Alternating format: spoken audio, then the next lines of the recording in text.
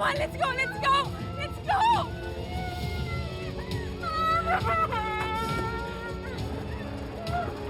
Parang kilala ko yun ah.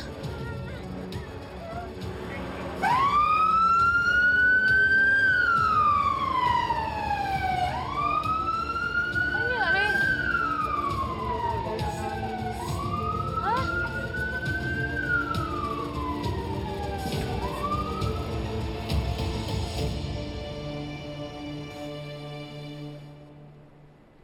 Nurse! Yung asawa ko, Venice Hermosa Palma.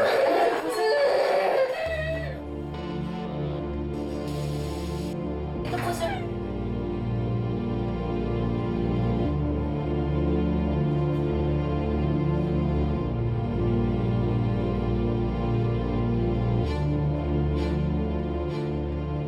Tita Vivian, what happened to Venice?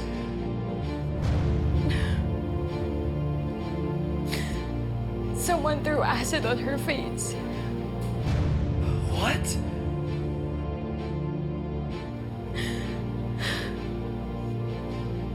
The patient has suffered chemical burns to the face dahil sa asidong sinaboy sa kanyang mukha. Sino gagawa niyan kay Venice? But is my daughter-in-law okay?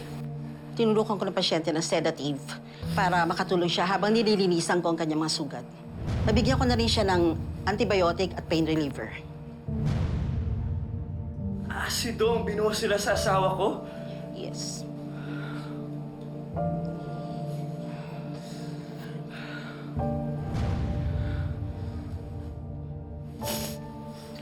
Nung isang gabi nagtangka na magbuhos ang asido sa mukha ni Tata.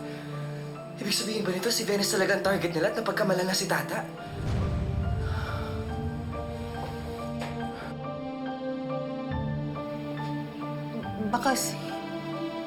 Baka si Tata talaga yung target nila. Napagkamalan lang si Venice. Mama, magpahinga ka na lang muna.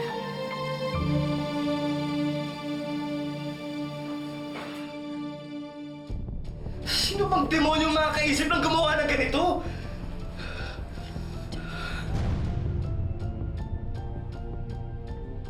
Baka naman ikaw ang kailangan magpaliwanag. Di ba lagi mo kasama si Tata? Margaret. Please! This is not the right time para sermonan mo ako. Tingnan mo na kung anong nangyari sa asawa ko. Oh, saan ka pupunta? Dapat managot kung sinong gumawa nito.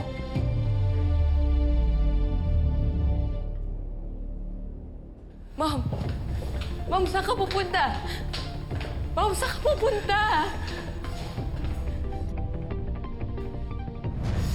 Papatayin ko yung sigara to o kung sino man yung bobong inutusan niya. Patayin ko siya.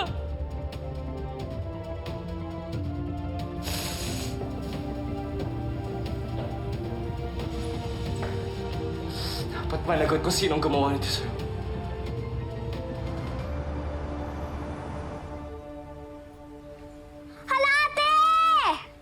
Oh! Bakit?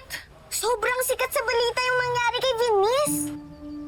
Binuhusan siya ng asido sa mukha. Ano? Ito. Tingin nga. Hala! Eh, di ba nung isang gabi may nagtangka din sa akin na gawin yan? Baka si Venice lang talaga yung pinupunterian nila. Napagkamalan ka lang. Siguro karma niya to kasi masyado na siyang nagiging sa bahay sa'yo, ate. Hoy! Hindi ka maghambasang muna. Kung ano sinasabi mo, mabihis ka na nga. Saan tayo pupunta, ate? Magsisimba tayo.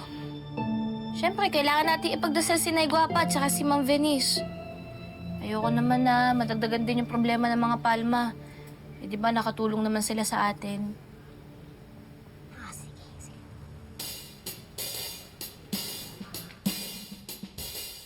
Di ka magbibihes? Saglit lang. Grabe ka naman. O tara, tingin mo sa akin, grabe ka.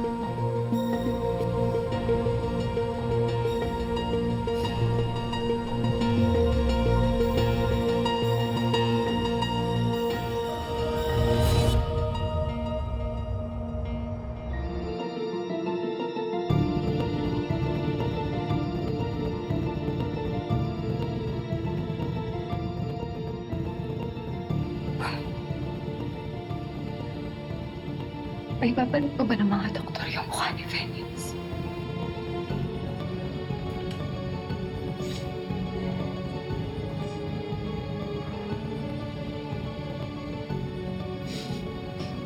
I don't know.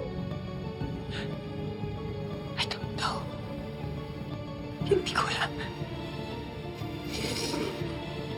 Pero kailangan ibalik nila. Kailangan gawin nila yun.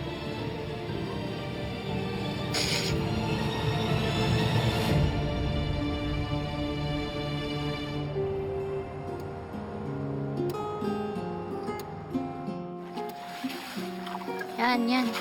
Ayan. Ito? Balik mo muna ito sa tricycle, ha? Balik ako. Sige.